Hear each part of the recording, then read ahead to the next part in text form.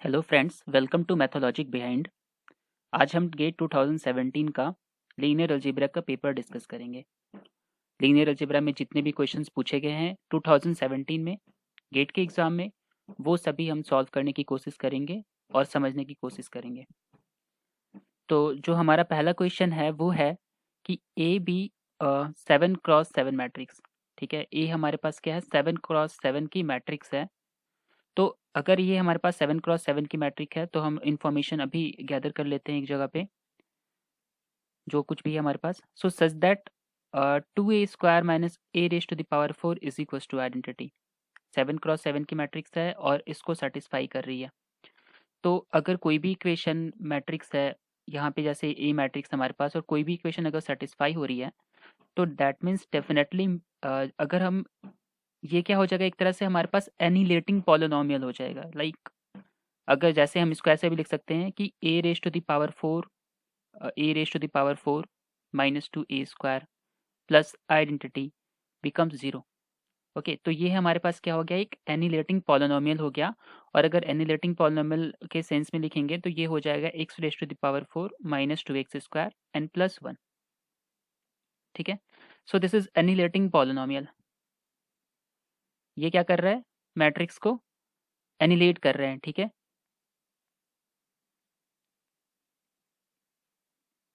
px कुछ भी नाम दे दिया। सो अब क्या है हमारे पास कि अगर ये एनिलेटिंग पॉलिनोमियल है हमारे पास, तो मिनिमल पॉलिनोमियल डेफिनेटली इस इक्वेशन को डिवाइड करेगा। सो मिनिमल पॉलिनोमियल पक्का डिवाइड करेगा किसको, x raise to the power 4 minus 2x² plus 1 को। तो इतना इन्फॉर्मेशन अभी तक हमारे पास है। ओके, नेक्स्ट देखते क्या है आगे। So if a has two distinct eigen values, a के पास दो डिस्टिंक्ट आइगन वैल्यूज हैं, and each eigen values has geometric multiplicity lambda 3। सो मान लेते हैं कि लैम्डा 1 और लैम्डा 2 हमारे पास दो डिस्टिंक्ट आइगन वैल्यूज हैं, और इनकी जो ज्योमेट्रिक मल्टीप्लिसिटी है दोनों की, वो क्या है हमारे पास, 3 है ना। इसका मतलब क्या हुआ, इसका मतलब हुआ कि लैम्डा 1 जो है वो 3 बार ज्योमेट्रिक मल्टीप्लिसिटी 3 रखेगा, मतलब a minus lambda 1 I of x का जो सॉल्यूशन होगा वो 3 लीनियरली इंडिपेंडेंट सॉल्यूशन होगा यहाँ पे। और उसी तरीके से a माइनस लैम्डा 2 आई का जो सॉल्यूशन होगा, x नॉन जीरो सॉल्यूशन, जो भी x नॉन जीरो सॉल्यूशन होगा वो हमारे पास क्या होगा, यहाँ पास 3 लीनियरली इंडिपेंडेंट सॉल्यूशन होगा। ओके, सो अब क्या है कि हमारे पास मिनिमल पॉलिनोमियल इस पॉलिनोमियल को डिवाइड कर रहा है। तो सबसे पहले देख लेते हैं कि मिनिमल पॉलिनोमियल की पॉसिबिलिटीज़ क्या हैं। तो मिनिमल पॉलिनोमियल की पॉसिबिलिटीज़ यहाँ से हमें मिलेगी x² माइनस 1 का स्क्वायर। ओके, सो इसका मतलब हुआ मिनिमल पॉलिनोमियल की पॉसिबिलिटीज़ हमारे पास आएंगी यहाँ से x माइनस 1 का स्क्वायर एंड x प्लस 1 का स्क्वायर। ये हमारे पास मिनिमल पॉलिनोमियल की पॉसिबिलिटीज़ हैं।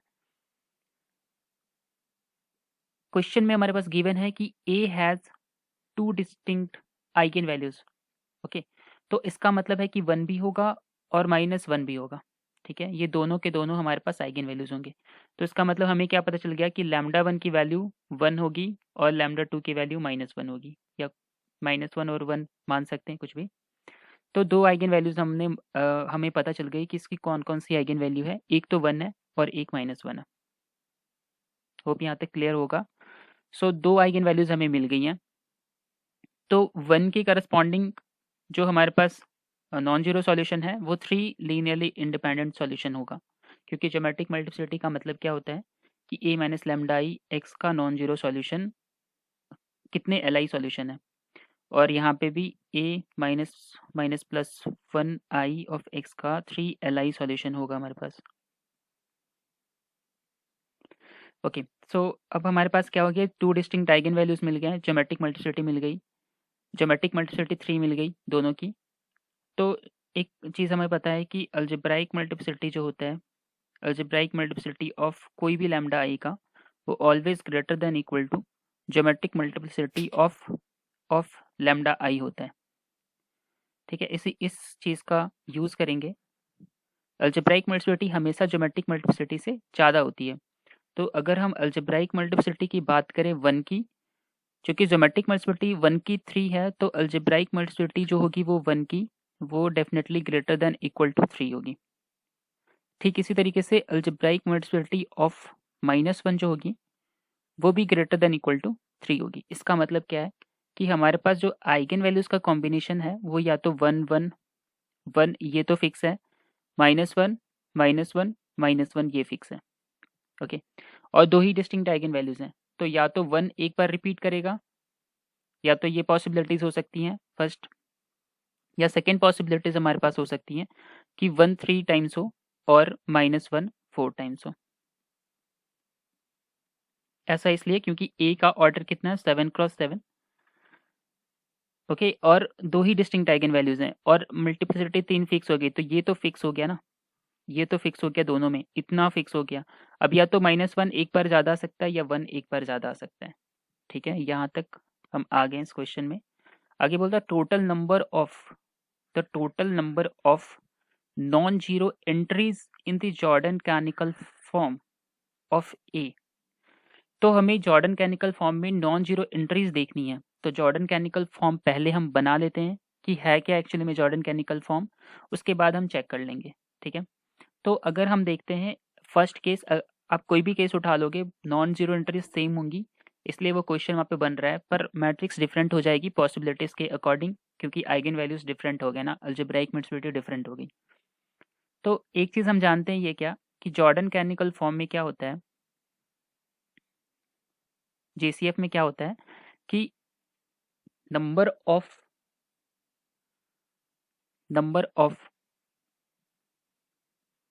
जॉर्डन ब्लॉक, ठीक है, जो जॉर्डन ब्लॉक होती है हमारे पास, नंबर ऑफ जॉर्डन ब्लॉक्स जो होती हैं वो एक्चुअली में होती है ज्योमेट्रिक मल्टीप्लिसिटी ऑफ लैम्डा, मतलब लैम्डा की जितनी ज्योमेट्रिक मल्टीप्लिसिटी है उतनी ही नंबर ऑफ ब्लॉक्स बनेंगे। ओके, तो इसका मतलब क्या हुआ, अगर हम यहाँ पे लिख दें corresponding to eigen values lambda, तो ज्योमेट्रिक मल्टीप्लिसिटी ऑफ लैम्डा होगी। तो इसका मतलब क्या हुआ कि अगर हम देखें नंबर ऑफ जॉर्डन ब्लॉक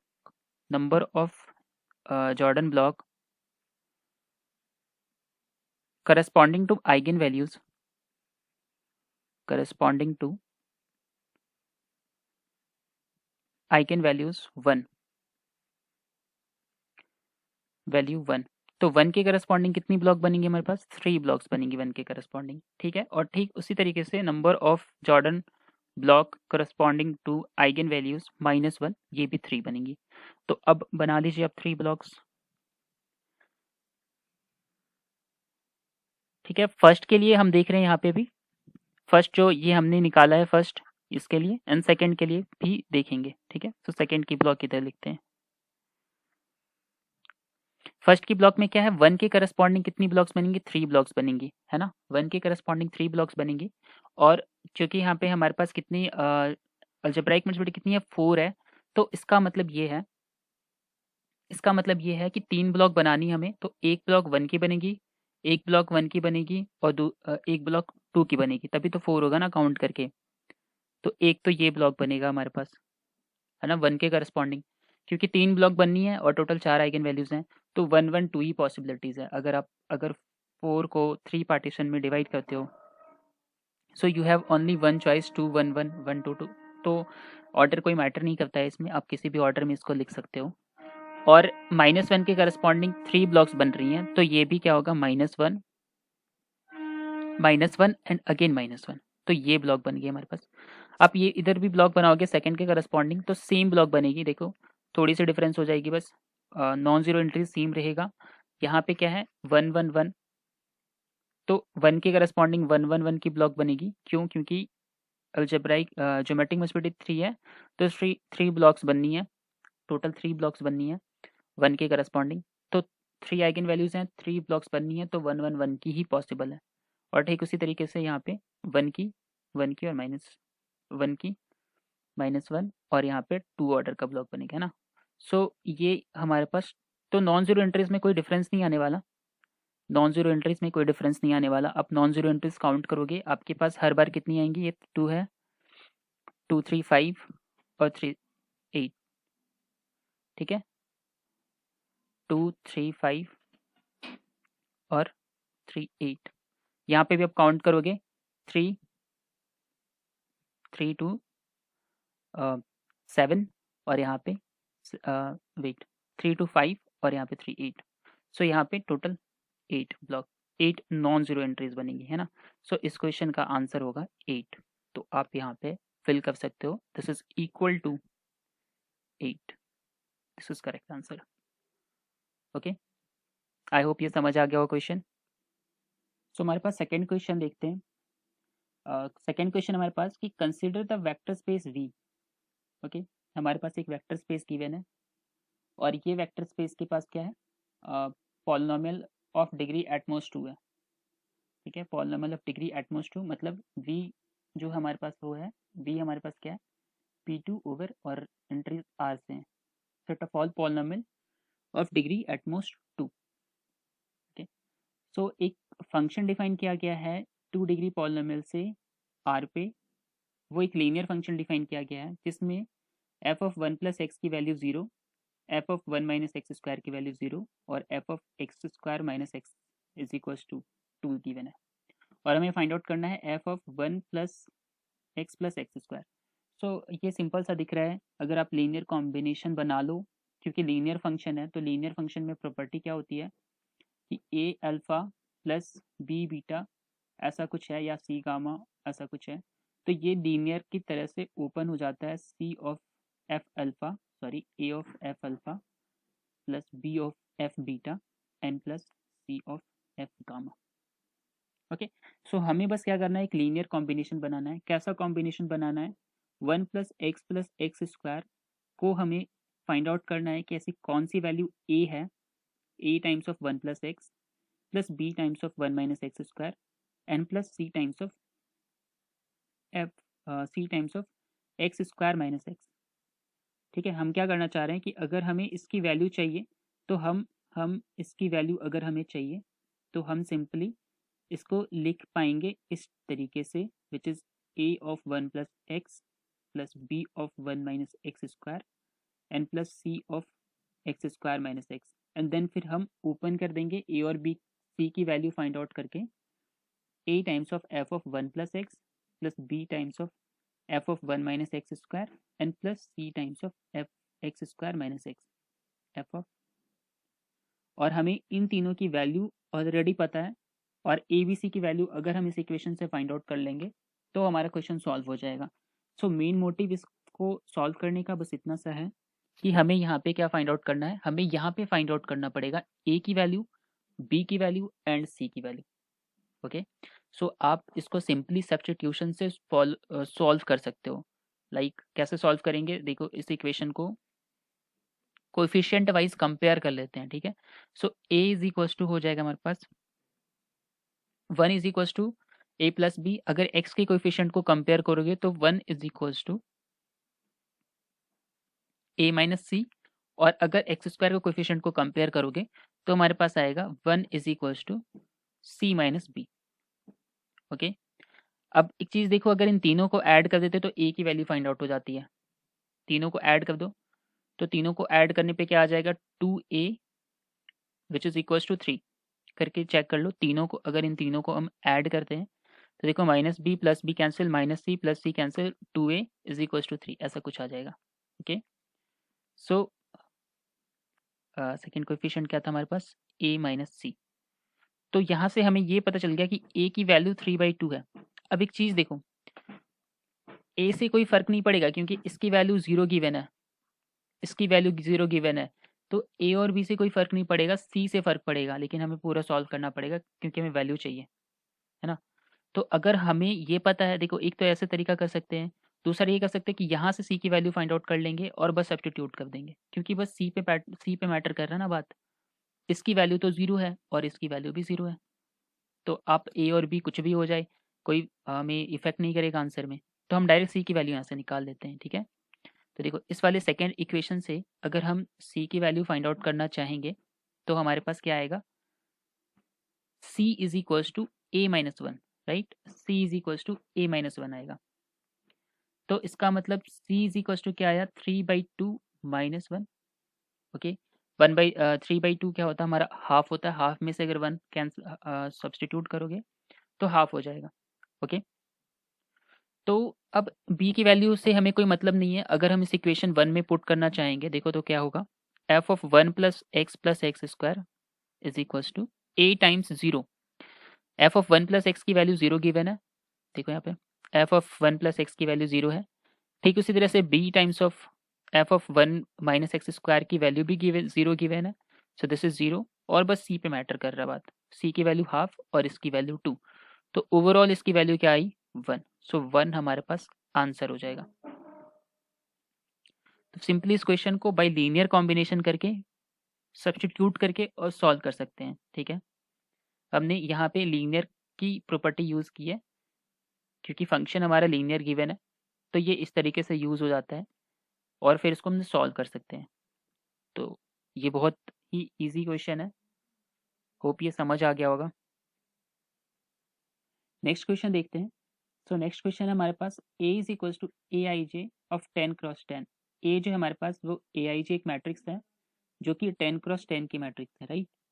और क्या क्या गिवन है हमारे पास, ए आई जे की वैल्यू 1 है when I is not equals to J, और A I is equals to alpha plus 1 where alpha greater than 0। इसका मतलब क्या है कि जो नॉन नॉन डायगोनल एंट्रीज हैं उन पे 1 रखना है हमें, और जो डायगोनल एंट्रीज है वहाँ पे अल्फा प्लस 1 रखना है। ठीक है, फिर से बोल रहा हूँ, देखो I is not equals to G given है ना, इसका मतलब क्या होगा कि नॉन डायगोनल एंट्रीज। तो हम एक मैट्रिक्स बनाएंगे विच इज ऑफ 10 क्रॉस 10 की मैट्रिक्स, सपोज कर लो हमने बनाया 10 क्रॉस 10 की मैट्रिक्स। ओके, सो ये हमारे पास कोई 10 क्रॉस 10 की मैट्रिक्स है जहाँ पे जो भी नॉन डायगोनल एंट्रीज है वहाँ पे क्या होंगी 1 होंगी, और जो डायगोनल एंट्रीज होंगी वहाँ पे अल्फा प्लस 1 होगी। तो अल्फा कोई नंबर है, अल्फा प्लस 1, यहाँ पे alpha plus 1 and so on alpha plus 1, right. और बाकी जितनी भी एंट्रीज हैं वहाँ पे 1, बाकी जितनी भी एंट्रीज हैं वहाँ पे 1, ऐसा कुछ मैट्रिक्स हमारे पास बनेगा। इसकी कोई मैट्रिक्स बनेगी हमारे पास। सो ये हमारे पास मैट्रिक्स बन गई। तो ये ए मैट्रिक्स हमारे पास है।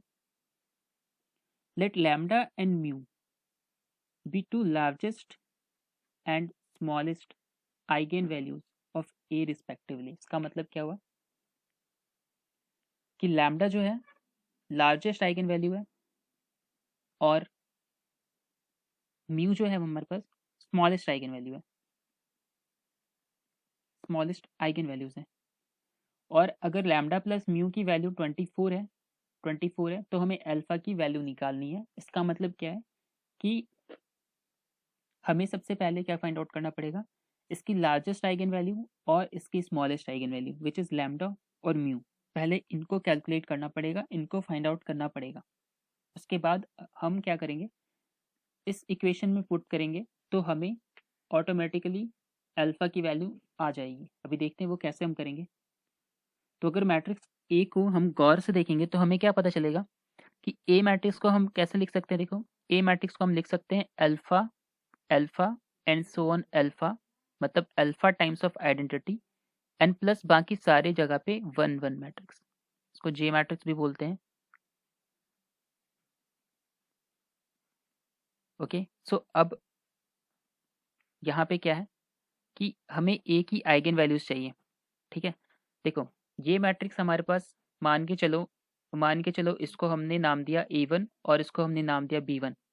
ठीक है, अब आइगन वैल्यूज ऑफ ए जो होगा वो eigen values of A1 plus eigen values of B1 हो जाएगा। क्यों यहाँ पे, क्योंकि यहाँ पे एक स्केलर मैट्रिक्स है। स्केलर मैट्रिक्स क्या होता है, हर मैट्रिक्स के साथ कॉम्यूट करता है, और जब भी मैट्रिक्स कॉम्यूट करता है तो आइगन वैल्यूज जो होती हैं वो आइगन वैल्यूज का सम हम कर सकते हैं। इन केस मान लो कोई पर्टिकुलर मैट्रिक्स ए है और उसको हमने किसी बी प्लस सी के फॉर्मेशन में लिख दिया, तो इस केस में हम नहीं यूज कर सकते कि आइगन वैल्यूज ऑफ ए जो होगा is equal to eigen values of B plus eigen values of C. ये हमारे यहाँ पे वैलिड नहीं होगा। ठीक है, जब अगर ये आपस में कॉम्यूट करेगा तो ये वैलिड होगा, अदरवाइज नहीं होगा। ठीक है, और हमें ये पता है कि स्केलर मैट्रिक्स जो होता है वो हर मैट्रिक्स के साथ कॉम्यूट करता है। तो यहाँ पे क्या होगा, यहाँ पे आइगन वैल्यूज ऑफ ए जो होगी वो exactly equal to eigen values of A1 and plus eigen values of B1 होगी। अब देखो ये स्केलर में अब सारी की सारी बातें A1 पे और B1 पे आ गई है ना। तो A1 ए की सारी आइगन वैल्यूज क्या है, ए की सारी आइगन वैल्यूज क्या है देखो, alpha 1 alpha alpha and so on alpha, है ना। और B1 की आइगन वैल्यूज क्या है, ये J मैट्रिक्स है, राइट। J मैट्रिक्स के बारे में पता होगा कि एक जो आइगन वैल्यूज होती हैं वो इसके ट्रेस का सम होता है और बाकी सारी आइगन वैल्यूज 0 होती हैं। तो 10x10 की मैट्रिक्स है और ट्रेस क्या है हमारे पास 10, तो एक आइगन वैल्यूज हमारे पास 10 होगा और बाकी की जितनी आइगन वैल्यूज होंगी वो सारी 0 होंगी, ठीक है। तो अगर हम आइगन वैल्यूज ऑफ ए देखें यहाँ से, सो अगर हम ये इन जनरल ट्रू नहीं है, तो ये इन जनरल ट्रू नहीं है, इसको मैं ये कर दे रहा हूँ। अब देखो आइगन वैल्यूज ऑफ ए जो है हमारे पास वो क्या हो गई, अल्फा+10 अल्फा+10 and alpha alpha and so on alpha, ये होगी हमारे पास। और हमें ये पता है कि अल्फा पॉजिटिव है, तो जो सबसे लार्जेस्ट आइगन वैल्यू होगी वो क्या होगी, अल्फा+10 होगी, है ना। और बाकी तो इसका मतलब लैम्डा की वैल्यू अल्फा+10 और जो स्मॉलेस्ट आइगन वैल्यू होगी वो अल्फा होगी, क्योंकि बाकी सारी आइगन वैल्यूज अल्फा है। तो म्यू की वैल्यू क्या हो गई, अल्फा हो जाएगी, ओके। अब ये इक्वेशन यूज करेंगे अगर हम, तो हमें अल्फा की वैल्यू पता चल जाएगी। So lambda plus mu is equal to क्या गिवन है हमारे पास, 24 गिवन है। तो इसका मतलब अल्फा+10 and plus alpha is equal to 24। तो यहाँ से सॉल्व कर लेंगे इस इक्वेशन को एंड फाइंड आउट कर लेंगे। सो ये हमारे पास देखो क्या है, 2 alpha is equal to 14 and then alpha is equal to 7, ठीक है। तो ये बहुत ही थोड़ा सा ट्रिक था इसमें यहाँ पे इसको चेंज करने का, और ये वाला कॉन्सेप्ट आपको आना चाहिए कि कब दो आइगन वैल्यूज का सम हम कर पाएंगे, है ना। मतलब सम के तौर पे वो खुल जाएगा आइगन वैल्यूज, ये पता होना चाहिए। तो ये क्वेश्चन बहुत आसानी से हो जाएगा और इसकी वैल्यू है 7। होप ये आपको समझ में आ गया होगा। सो आप यहाँ पे 7 लिख सकते हो आंसर में। नेक्स्ट क्वेश्चन करते हैं। सो नेक्स्ट क्वेश्चन हमारे पास है कि if u and v null space of this, okay, मतलब यू जो है वो नल स्पेस है इस मैट्रिक्स का और वी जो है वो नल स्पेस है इस मैट्रिक्स का।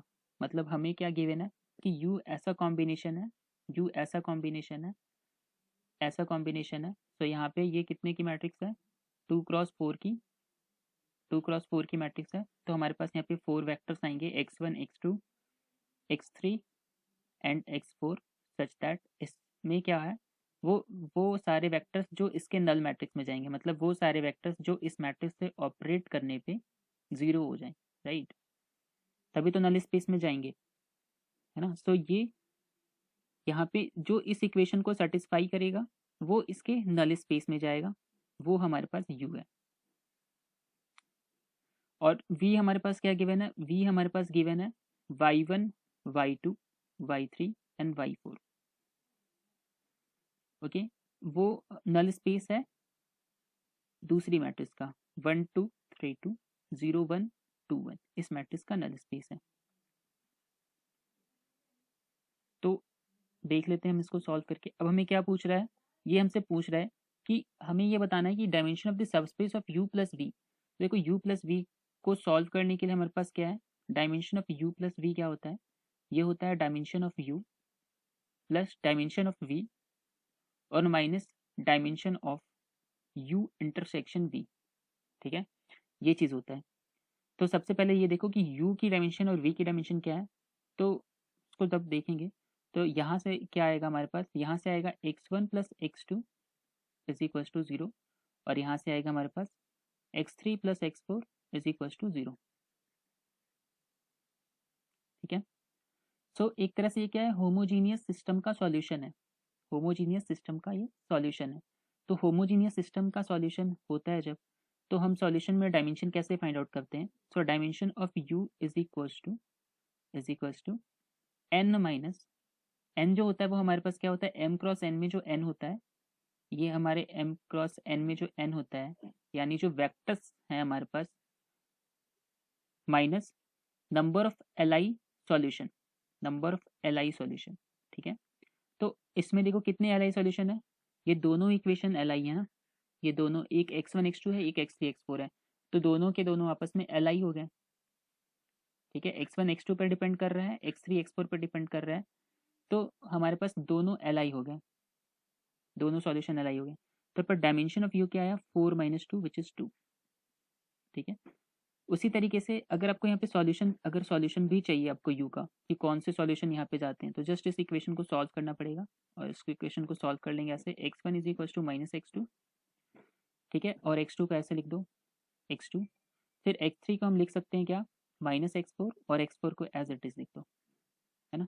तो आप देखोगे कि फर्स्ट वाला हमने यहाँ से सॉल्व किया है, और थर्ड वाला हमने यहाँ से सॉल्व किया है, क्योंकि x2 कुछ था नहीं तो x2 को x2 पे डिपेंड कर दिया, x4 कुछ था नहीं तो x4 को x4 से डिपेंड कर दिया।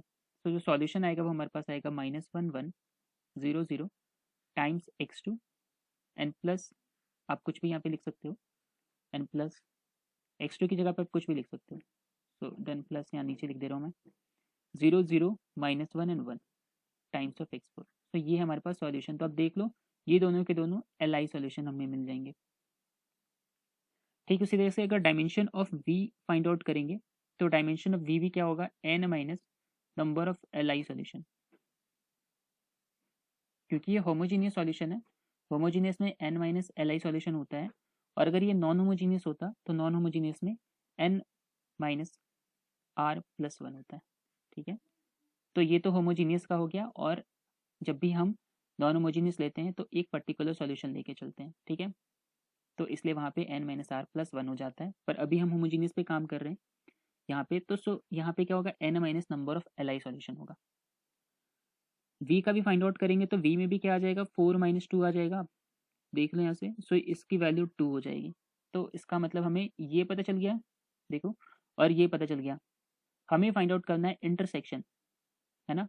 इंटरसेक्शन कैसे फाइंड आउट करेंगे, इंटरसेक्शन फाइंड आउट करेंगे, सपोज मान लो कि कोई वेक्टर अगर हमारे पास एक्स वाई जेड डब्ल्यू, ये अगर डायमेंशन ऑफ, ये अगर W1 intersection, sorry you we है ना, यू इंटरसेक्शन वी पे बिलोंग कर रहे हैं, है ना, तो पक्का क्या कह सकते हैं यहाँ से, एक्स वाई जेड डब्ल्यू जो है वो यू में भी बिलोंग करेगा और वी में भी बिलोंग करेगा। इसका मतलब जो दोनों इक्वेशन को साइमल्टेनियसली सॉल्व करे वो हमारे पास यहाँ पे आएंगे, है ना। इसका मतलब क्या है, देखो फर्स्ट वाले को कौन सॉल्व कर रहा है, x1 प्लस x2, तो हमने वेरिएबल चेंज किया तो यहाँ पे x प्लस वाई हो जाएगा, x plus y is equal to 0 और z प्लस डब्ल्यू इज इक्वल टू 0, ये फर्स्ट वाले के लिए। सेकेंड वाले में अगर हम देखेंगे तो सेकेंड वाले में हमारे पास आएगा 1 2 3 2, ओके, सो 1 2 3 2, ओके, इस इक्वेशन को सॉल्व करने वाले इक्वेशन, और फिर आएगा 1 2 1, ओके, 1 छोड़ के 1 2 1, ये दो इक्वेशन है। तो टोटल हमारे पास ये चार इक्वेशन को जो सेटिस्फाई करने वाली इक्वेशन आएंगी, है ना, उसमें जो लीनियरली इंडिपेंडेंट सॉल्यूशन आएगा वही हमारे पास n माइनस करने के बाद डायमेंशन में जाएगा, है ना। सो इसको सॉल्व करोगे तो देखो क्या आया, इसको जस्ट हमें सॉल्व करना, ये देखना है कि नंबर ऑफ कितने एल आई सॉल्यूशन आ रहे हैं। तो यहाँ से x is equal to minus y हो जा रहा है और z is equal to minus डब्ल्यू हो जा रहा है। अब इस चीज़ को यहाँ पे आके सब्स्टिट्यूट कर दो, मतलब फर्स्ट वाले को सेकंड में सब्स्टिट्यूट कर देंगे, तो हमारे पास साइमल्टेनियसली सॉल्यूशन आएगा, है ना, जो 1 को भी सेटिस्फाई करेगा और 2 को भी सेटिस्फाई करेगा, मतलब जो u में भी है और जो v में भी है। तो x y को हम लिख सकते हैं, y को हम लिख सकते हैं माइनस एक्स, है ना, या x को माइनस वाई लिख लो प्लस 2y, और 3z, z को माइनस डब्ल्यू, तो minus 3w plus 2w is equal to 0। और यहाँ से जब सॉल्व करेंगे तो y एज इट इज़ रखते हैं, w में अब लाना है हमें, तो z को w में कन्वर्ट करना होगा, 2w plus W equal to 0। तो एक्चुअली हमारे पास यहाँ पे देखो ये दो इक्वेशन आ रहे हैं, जहाँ पे क्या आ रहा है, y माइनस डब्ल्यू इज इक्वल टू 0, और आ रहा है हमारे पास, और आ रहा है क्या, y माइनस डब्ल्यू इज इक्वल टू 0, ओके। तो देखो फर्स्ट में तो ये दो था हमारे पास, और सेकंड में जब इसको हमने सब्स्टिट्यूट किया तो हमारे पास यहाँ से एक इक्वेशन आ रही है, तो टोटल हमारे पास 3 एल आई सोल्यूशन आ रहे हैं, देखेंगे तो, है ना। देखो कैसे, तो हम x को क्या लिख सकते हैं, x को लिख सकते हैं हम minus y, okay, y is equal to डब्लू है यहाँ पे, तो y माइनस वाई को माइनस डब्लू से हमने रिप्लेस कर दिया, क्योंकि यहाँ पे हम क्या लिख सकते हैं, y is equal to W, Y is equal to minus W, ठीक है। और यहाँ पे फिर z is equal to minus W और w is equal to W. So यहाँ पे बस एक ही सॉल्यूशन आया हमारे पास, है ना, एक ही सॉल्यूशन आया। तो देखो यहाँ से क्या आ गया, w कॉमन निकाल लेंगे, -1 1 -1 and 1, y is equal to minus डब्लू है। सो ये हमारे पास सॉल्यूशन आ जाएगा, है ना, ये हमारे नल स्पेस में चला जाएगा। जैसे अगर आप नल स्पेस फाइंड आउट करना चाहोगे W1 U इंटरसेक्शन V का, तो हमारे पास आएगा -1 -1 -1 और 1, ठीक है। ये मैंने फुल एक्सप्लेन किया है इसमें। आप इस टाइप के कोई भी दूसरे क्वेश्चंस अगर आते हैं तो आप उनको सॉल्व कर सकते हो, ठीक है। तो यहाँ पे देख सकते हैं, यहाँ पर डायमेंशन कितना आ रहा है हमारे पास, डायमेंशन 1 आ जा रहा है, यहाँ पर डायरेक्ट निकल जा रहा है, dimension of U intersection V should be 1, okay. Now अब हमें फाइंड आउट करना था dimension of u plus v, तो डायमेंशन u प्लस वी का फॉर्मूला था dimension u dimension v and minus dimension u intersection v। तो dimension u हमारे पास आया 2, ये 2 और ये -1, सो दिस इज 3। तो आप इसके आंसर में लिख सकते हैं 3, ओके। होप ये क्वेश्चन आपको समझ आया होगा। हमने क्या किया है, पहले डायमेंशन निकाला u का, फिर v का, और फिर इंटरसेक्शन का।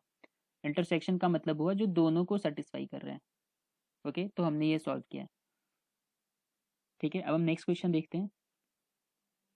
देखिए नेक्स्ट क्वेश्चन हमारे पास है, given 2n cross n matrix, हमारे पास स्क्वायर मैट्रिक्स गिवन है n क्रॉस n की, a and b with entries c, जिसकी एंट्रीज हमारे पास c से है, ओके। सो हमारे पास दो मैट्रिक्स गिवन है n cross n square order matrix की, और उनकी एंट्रीज जो हम ले रहे हैं वो हम कॉम्प्लेक्स नंबर से उठा रहे हैं। So consider the following statements, statements देखने क्या है। So if A and B have same minimal polynomial, then A is similar to B। तो पहला स्टेटमेंट कह रहा है कि अगर A है और B है, अगर इनके मिनिमल पॉलिनोमियल सेम हो गए, अगर इनके मिनिमल पॉलिनोमियल सेम हो गए तो मैट्रिक्स सिमिलर हो जाएंगी, ठीक है, मैट्रिक्स सिमिलर हो जाएंगी। देखो जब भी सिमिलर मैट्रिक्स की बात करें, सिमिलर मैट्रिक्स या किसी भी मैट्रिक्स के रैंक नलिटी की बात करें, अगर आप उनकी जॉर्डन ब्लॉक्स बना करके सोच पाओ तो आपके लिए बिल्कुल आसान हो जाएगा क्वेश्चन, ठीक है। तो देखेंगे इसका आंसर क्या है।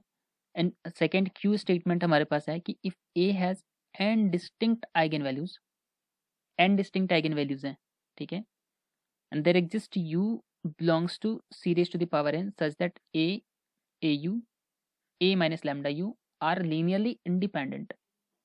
ये कह रहा है कि ए के पास अगर एन डिस्टिंक्ट आइगन वैल्यूज होंगी, देन देयर एग्जिस्ट यू, एक ऐसा यू एग्जिस्ट करेगा, एक ऐसा यू एग्जिस्ट करेगा such that u au and a raised to the power nu are linearly independent। ये हमारे पास क्या होगा, linearly independent होगा, ठीक है। ये हमें सॉल्व करना है। which of the above statements hold true, तो इन दोनों में से कौन से स्टेटमेंट ट्रू होंगे, p ट्रू, दोनों ट्रू होंगे, केवल p ट्रू होगा, q ट्रू होगा, या दोनों में से कोई भी ट्रू नहीं होगा, ठीक है। सो ये हमें देखना है। तो पहले देखो क्या है, पहले ए और बी को देखते हैं। ए और बी के पास सेम मिनिमल पॉलिनोमियल है। देखो मिनिमल पॉलिनोमियल जो होता है वो क्या होता है, जॉर्डन ब्लॉक में जो हाईएस्ट ब्लॉक होता है वो मिनिमल पॉलिनोमियल होता है, देता है ना। मिनिमल पॉलिनोमियल का जो ऑर्डर होता है हमारे पास, लाइक अगर मिनिमल पॉलिनोमियल का ऑर्डर कोई मान लो x-1 हमने माना, ठीक है, और हमने 2 मान लिया, तो सबसे बड़ी ब्लॉक क्या बनेगी, 2 क्रॉस 2 की बनेगी, है ना। और अगर मान लो यहाँ पे भी, और बाकी जो बनेंगी वो 2 क्रॉस 2 या 2 से छोटी बनेंगी, है ना, क्योंकि यहाँ पे मिनिमल पॉलिनोमियल के पास ऑर्डर कितना है, 2 है। तो मान लो एक में हमने 1 क्रॉस 1 की बना दी 2 ब्लॉक, और दूसरी में हमने 2 ब्लॉक बना दी 2 क्रॉस 2। तो इन दोनों मैट्रिक्स की मिनिमल पॉलिनोमियल तो सेम हो गई, आइगन वैल्यूज 1 रख दो, यहाँ पे भी आइगन वैल्यूज 1 रख दो। जॉर्डन ब्लॉक बना रहे हैं एक्चुअली में हम, यहाँ पे देखो, यहाँ पे हम क्या कर रहे हैं, जॉर्डन ब्लॉक बना रहे हैं। एक काम करो, यहाँ पे 0 0 कर दो, 0 0 कर दो, और इसको ये दो ऐसे कर लेते हैं, एक में 1 रख लेते हैं एक्स्ट्रा, और एक में टोटल रहने देते हैं, है ना। सो ये हमारे पास क्या आ जाएगा, 1 1 1। अब जब कैलकुलेट करोगे तो मिनिमल पॉलिनोमियल देखो थोड़ा सा डिफरेंस 5x5 की अगर हम बना लेते हैं, मान लो 5x5 की बना लेते हैं यहाँ पे, तो क्या बेनिफिट होगा हमारे पास। हम यहाँ पे अगर 2 बार 1 भी लिख दें और 1 बार 0 रखें तो देखो क्या होगा हमारे पास। सो मिनिमल पॉलिनोमियल क्या होगा, जो हाईएस्ट ऑर्डर ब्लॉक होता है ना। अब जीरो के करस्पॉन्डिंग मिनिमल पॉलिनोमियल क्या आएगा, x raise to the power 1, क्योंकि हाईएस्ट ऑर्डर ब्लॉक कितनी है, 1 है। इसमें भी देखो 1 है और highest order block x minus 1 की 2 है। तो ए मैट्रिक्स अगर हमने मान लिया इसको, और इसको अगर हमने बी मैट्रिक्स मान लिया, तो दोनों की मिनिमल पॉलिनोमियल सेम आएगी। ठीक है, ये चीज़ें समझ में आनी चाहिए कि जो भी हाईएस्ट ब्लॉक होगा वही किसी भी आइगन वैल्यूज के करस्पॉन्डिंग वही उसके मिनिमल पॉलिनोमियल का पावर होता है। तो जैसे यहाँ पे हमारे पास दो 2x2 की ब्लॉक है, तो हाईएस्ट जो है वो 2x2 की ब्लॉक है, और जीरो के करस्पॉन्डिंग जो हाईएस्ट ब्लॉक है वो 1 की है। तो मिनिमल पॉलिनोमियल क्या होगा, x माइनस 1 का स्क्वायर और x माइनस 0 का power 1, that is x to the power 1। Same इसी तरीके से यहाँ पे भी हायर ऑर्डर कितनी है, देखो 2 है और 0 के करस्पॉन्डिंग 1 है। तो मिनिमल पॉलिनोमियल तो दोनों सेम होगा। क्या ये दोनों मैट्रिक्स आपस में सिमिलर होंगे, अगर सिमिलर मैट्रिक्स हैं तो रैंक सेम होना चाहिए, है ना। सिमिलर मैट्रिक्स की रैंक तो सेम होती है हमारे पास, है ना। तो यहाँ पे देखो रैंक कितना है, इसकी रैंक जो है, इसकी रैंक जो है, रैंक ऑफ ए जो है वो 3 है, बट रैंक ऑफ बी जो होगा वो हमारे पास कितना हो गया, 4 हो गया।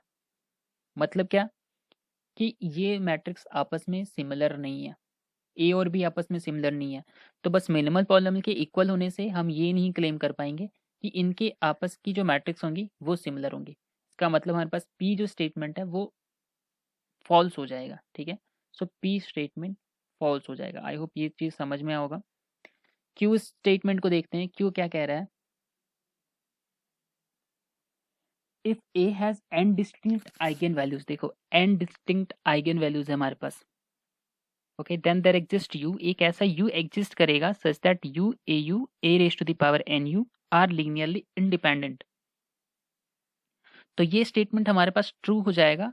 क्यों हो जाएगा, क्योंकि अगर आप यू को आप अज्यूम करते हो आइगन वेक्टर ऑफ, मान लो कि हमारे पास एन डिस्टिंक्ट आइगन वैल्यूज हैं, है ना, विच इज मान लो कि lambda 1 lambda 2 and so on lambda N are N distinct eigen values of A. तो इनके करस्पॉन्डिंग जो भी आइगन वेक्टर्स होंगे, लाइक लैम्डा 1 के करस्पॉन्डिंग मान लो v1 है, लैम्डा 2 के करस्पॉन्डिंग मान लो v2 है, और लैम्डा n के करस्पॉन्डिंग मान लो vn है। और अगर इन सब का सम कर दोगे ना, तो ये इस चीज़ को सेटिस्फाई कर जाएगा। ये U A raise to the power n minus 1 U are linearly independent. So यहाँ पे हमें ये पूछा गया कि देयर एग्जिस्ट यू, तो एक यू हमारे पास क्या कर रहा है, एग्जिस्ट कर रहा है, कि आप जब सॉल्व करोगे u A raise to the power n minus u, ये आपको लीनियरली इंडिपेंडेंट मिलेगा। ठीक है, तो ये आपको लीनियरली इंडिपेंडेंट मिलेगा। सो ये हमारे पास क्या हो जाएगा, क्यू स्टेटमेंट जो है वो ट्रू स्टेटमेंट हो जाएगा, पर पी जो हमारे पास है वो फॉल्स स्टेटमेंट है। तो इसका आंसर क्या हो गया, C, only Q is correct answer. ठीक है, सो ये हमारे पास था गेट 2017 का क्वेश्चन पेपर। जो भी लीनियर अलजेब्रा के थे उनको हमने सॉल्व किया है। अगर आपको हमारा ये वीडियोस अच्छा लगता है तो आप कृपया हमारे वीडियोस को लाइक करें, कमेंट करके बताएं एंड सब्सक्राइब करें हमारे चैनल को। ठीक है, अगर आपको ये वीडियोस अच्छा लगता है तो आप शेयर भी कर सकते हैं। अगर कोई क्वेश्चन में आपको डाउट है तो आप उस डाउट को कमेंट बॉक्स में हमसे पूछ सकते हैं, मैं डेफिनेटली कोशिश करूँगा उसका जवाब देने का। So thank you. और आगे फर्दर हम इसके लीनियर अलजेब्रा के गेट 2016 के क्वेश्चन, 18 के क्वेश्चन हम लाते रहेंगे। सो प्लीज़ हमारे चैनल पे बने रहें, सब्सक्राइब कर लें हमारे चैनल को, और बेल आइकन को भी प्रेस कर दें ताकि आपके पास नोटिफिकेशन आ जाए और आप उस वीडियोस को जल्द से जल्द देख लें और अपनी प्रिपरेशन अच्छी करें। Thank you.